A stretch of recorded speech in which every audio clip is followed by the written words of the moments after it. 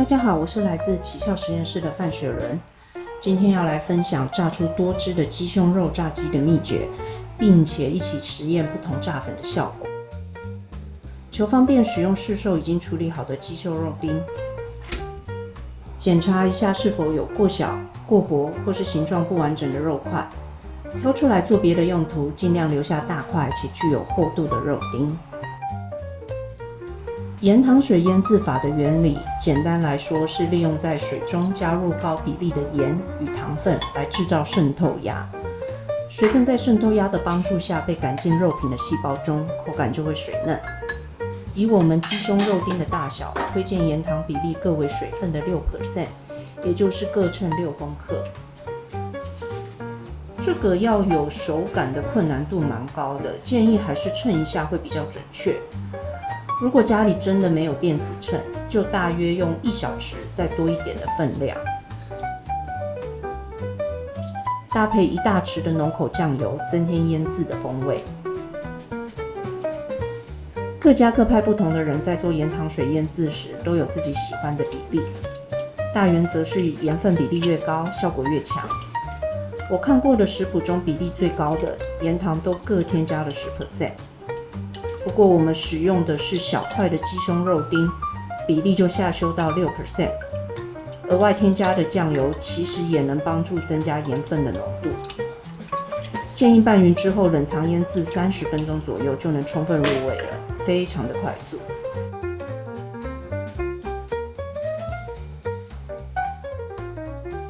30分钟后，从冷藏室中取出腌制好的鸡胸肉，把腌制液倒广。投入咖喱粉，增添香气。用抓揉的方式拌匀，帮助入味。现在来准备炸粉。这次我们要实验2种炸粉的油炸效果。第一种是日本人最爱使用的片粒粉，也就是马铃薯淀粉。它的外观比较白，带有颗粒感，特性是吸水力低，能够形成比较厚且脆的外皮。第二种是高筋面粉，没有漂白的面粉带有淡淡的黄色，颗粒十分细致，光是这样倒出来就闻得到面粉淡淡的香气。开火前先来装个温度计，比较好监控油温。温度太低炸得不好吃，还比较没有关系。怕的是油温过高，超过了发烟点，健康上就不是那么好了。我们会希望把油温控制在200度以下。火开到中火，慢慢加温。这段时间我们来裹粉。刚刚抓腌过的鸡胸肉丁直接取出来，将每一面裹上粉，多的轻轻抖落，依序放好，让干粉微微的反潮。在居酒屋吃日式炸鸡，大部分都是裹粉浆的比较多。在家自己制作的话，裹粉浆的炸鸡比较麻烦点。另外，外皮比较容易被焖得湿软的关系，也不是那么适合作为便当菜。今天我们就来一起试试看2种不同的粉在干的状态下直接炸起来的效果。高筋面粉的版本也一样，裹粉之后依序放在另外一边。完成后，油温也差不多来到160度了。依照顺序，先从1号选手马铃薯淀粉开始炸吧。油温对了，炸鸡一放下去就会很好的定型。一个饱含水分的鸡肉一接触到高温的油，瞬间就会释放出水汽。你可以看到炸鸡旁边冒出来漂亮的大气泡，油炸的声音清脆且响亮。这样的状态炸出来的炸鸡就不太可能会差到哪里去的。第一次炸时间我们抓在1分到1分半钟之间。看一下状态，马铃薯炸粉白白的脆皮跑出来了，这时候差不多就可以起锅了。捞出来静置，趁静置的时间刚好来炸2号选手高筋面粉。一样有美丽的大泡泡和悦耳的声音。160度炸约1分钟，拿起来看一下，颜色比较黄，面衣薄，并感觉吸收了比较多的油。捞起来放在旁边给大家看一下第一次用160度油温炸完后的外观差异。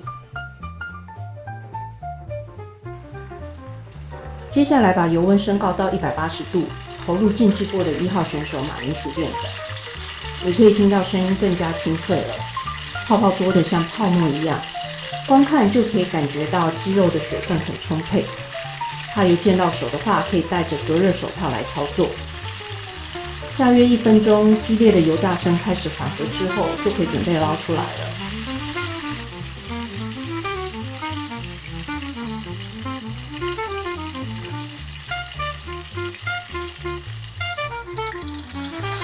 一样在静置的期间，换我们的2号选手高筋面粉上场，声音听起来同样也非常响亮。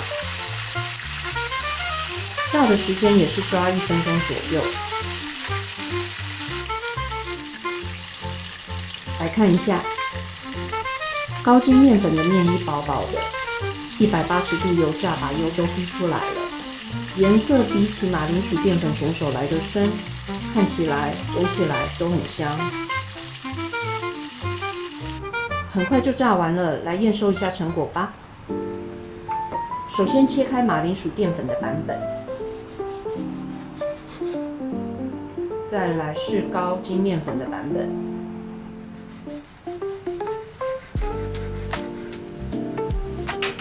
来看看切面，非常的鲜嫩多汁。还记得我们所使用的是鸡胸肉吗？高筋面粉因为含有蛋白质与糖分的关系，油炸过程会产生酶钠以及焦糖化反应，颜色看起来非常诱人，但面衣非常的薄，比较没有口感。马铃薯淀粉因为是很单纯的淀粉，遇到油立刻就会脆化定型，产生较为酥脆且厚实的面衣。白色的部分口感会特别的脆。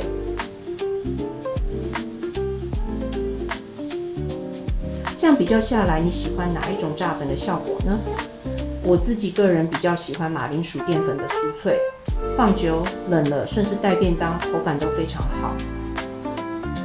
高筋面粉虽然面衣比较薄，不耐久放，但家人觉得这个面衣让炸鸡吃起来更加的滋味浓郁。炸出心得来的话，你也可以调配你自己专属的炸粉配方。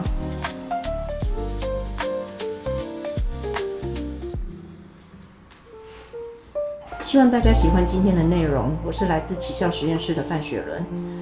希望你今天也吃得很好，我们下次见。